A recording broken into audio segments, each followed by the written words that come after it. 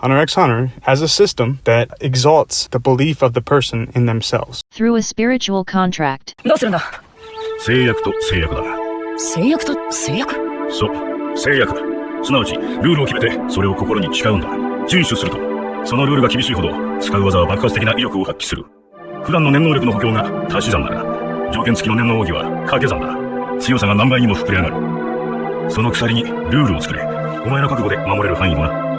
ただし言っておくがこれは安定とは正反対の大技。諸刃の剣だ。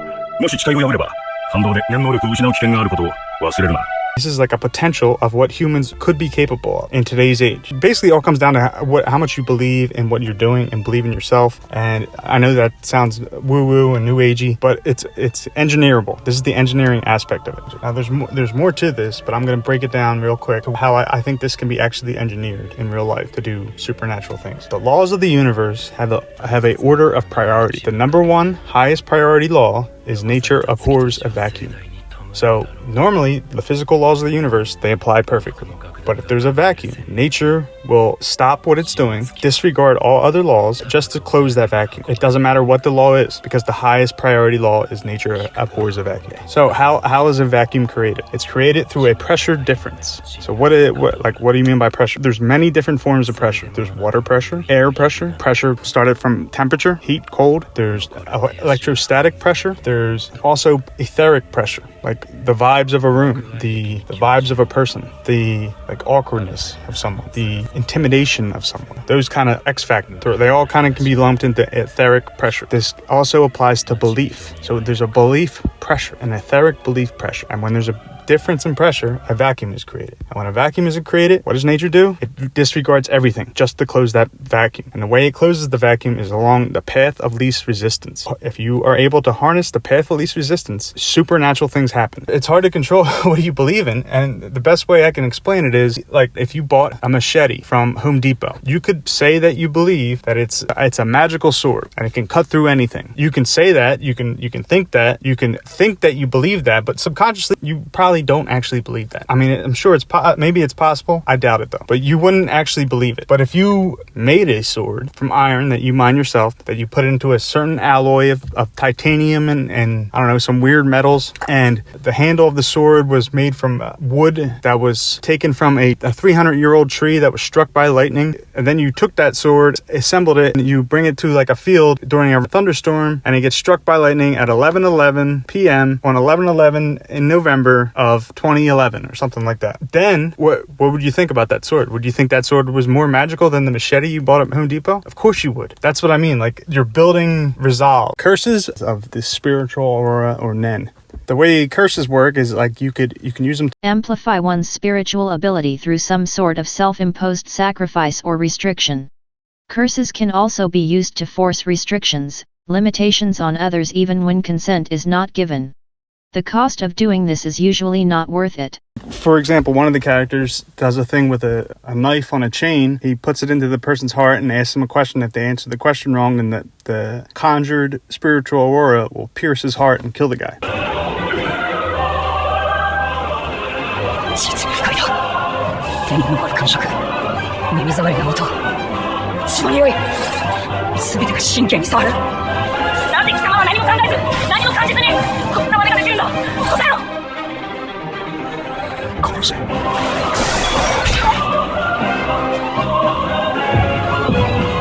最後のチャンスだ。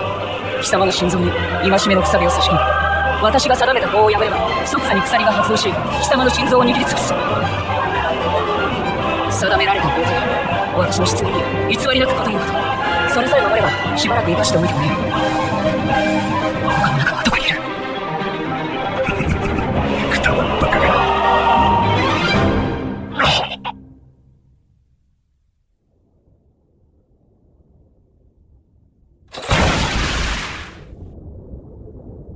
Well, again, that sounds nuts, right? Well, what's the phrase "cross my heart and hope to die" mean? Ever hear anyone say that? I cross my heart and hope to die. I cross my heart and hope to die. Isn't that a curse you're placing on yourself to demonstrate how much you mean what you're saying, how much you think what you're saying is true. It amplifies what you're saying, doesn't it? Even if it's not actually going to kill you, it still amplifies what you're saying if you say it to someone, right? It's like a spiritual amplification or etheric amplification, whatever you're saying. Once a curse is placed on someone, it can only be removed through consent or an exorcist. An exorcist is another spiritual aurora user that specializes in removing curses. One character, the way he removed curses was to do a burnt sacrifice with a voodoo doll that he would place into a fire.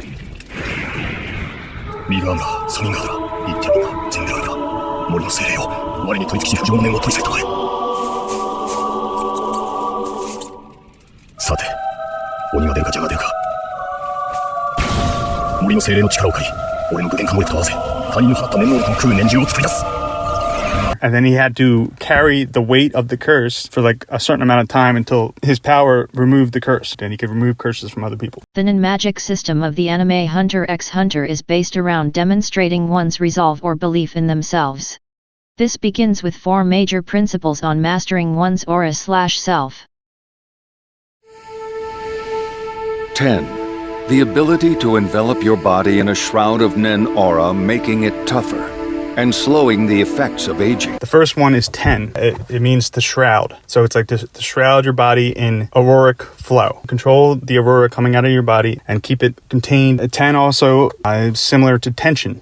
So it could be like a keeping tension of the aurora going around your body. Now, I've spoken to people who have done things like clench their stomach, like their abdominal, for like days at a time without letting go. And things have happened to them. And I've tried it a few times and for over an hour, and it felt like a shroud of energy came over my body for the times I tried it. I was breathing deeply, holding my abdomen in tension, and it felt like a shroud of aurora, basically, around my body, around the areas of my body. Take that with you what you will, I guess. But the reason that they do this in the show is it protects against other people using Nen. Like, the way they explain it is, if you approach someone using Nen, and they're radiating it at you or pointing it at you, and you're not using 10, like you're not shrouding yourself in your own aurora, then it could damage you, like mentally, physically, psychically, and it could like mess you up for life. HxH, a technique which shuts off your flow of Nen aura, effective for concealing your presence and recovering from fatigue.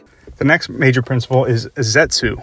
And the way it's explained is it turns off it closes all of your aurora nodes. So your presence it can't be as easily known. And there's a lot of stuff in real life that backs this up. I've heard stories from professional bodyguards where they had to sit in at a meetup, and the guy's boss asked them to be there so they can like cover him, because they weren't supposed to bring guns to the meetup.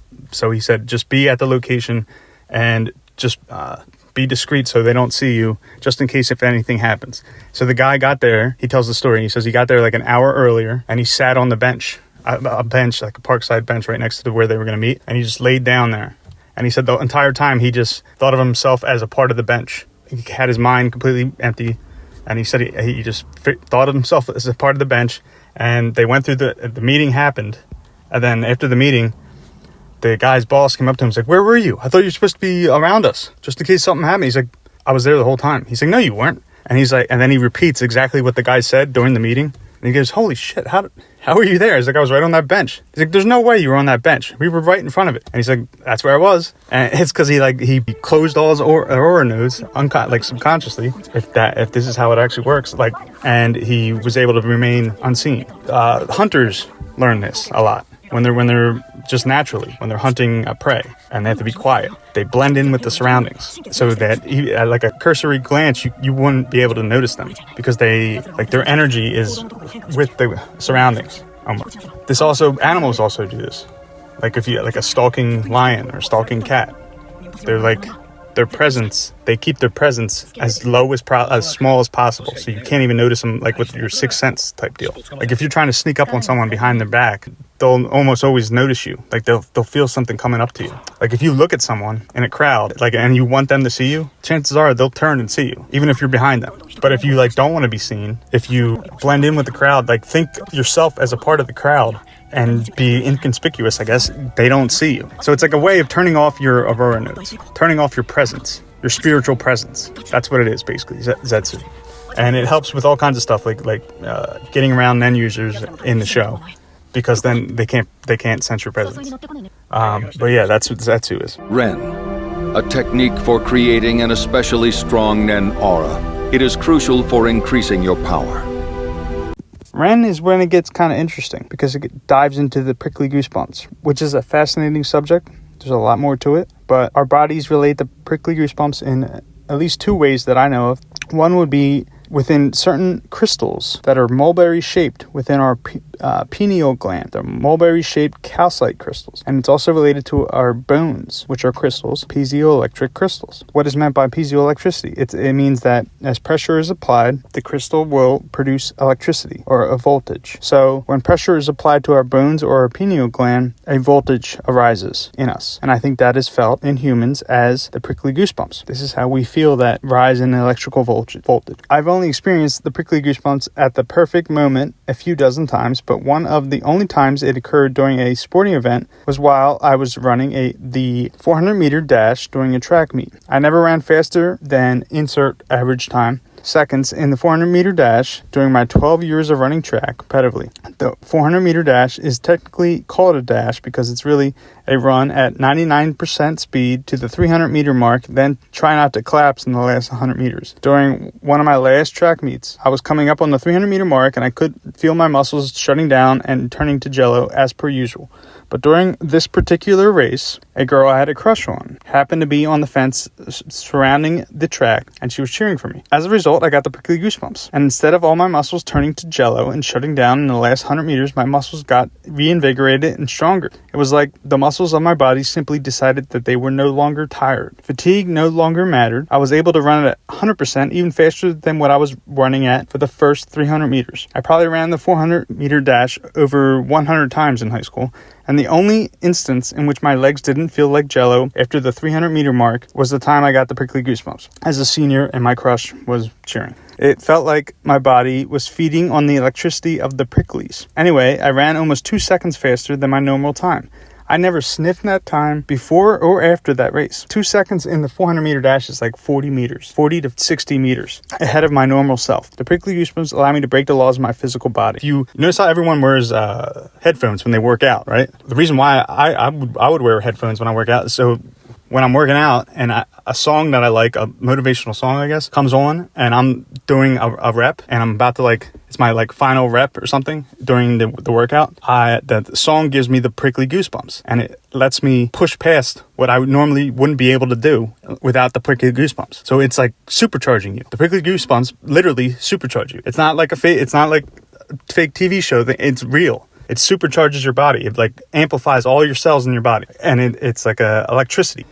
I think it has something to do with your bones being piezoelectric, like a piezoelectric crystal. A piezoelectric crystal gives off electrical voltage when its pressure is applied to it. So if you squeeze it, then electricity comes off it. You can see it in quartz crystals. If you hit one against a rock, you see a spark. That's how lighters work. Lighters work from flint. Flint is like a crystal. When it's hit with pressure, then a spark appears. That's an electrical voltage. Oftentimes you feel the prickly goosebumps from the cold weather, and cold weather is a change in pressure for your bones. That's why you get the prickly goosebumps. And the prickly goosebumps is how we feel that electrical voltage in our body. Everything prickles like it's a static electricity. I also suspect Wim Hof's superhuman feats likely have to do with the cold temperatures, because cold temperatures automatically induce the prickly goosebumps. So Ren, I equate to manually inducing the prickly goosebumps on yourself and then maintaining it for an extended period of time.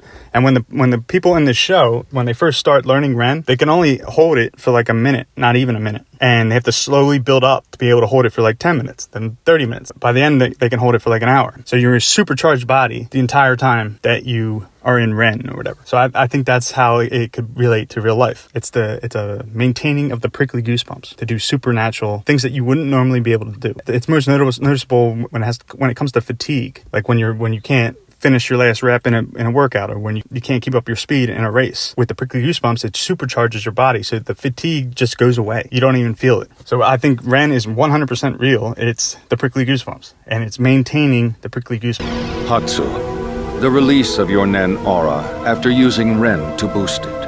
The next category is Hatsu. It means like your release of Nen, release of spiritual energy. It's unique to the person. It's like their unique ability. It's basically your unique ability. Whatever you want to use your spiritual energy for, spiritual aurora for, that's what Hatsu is.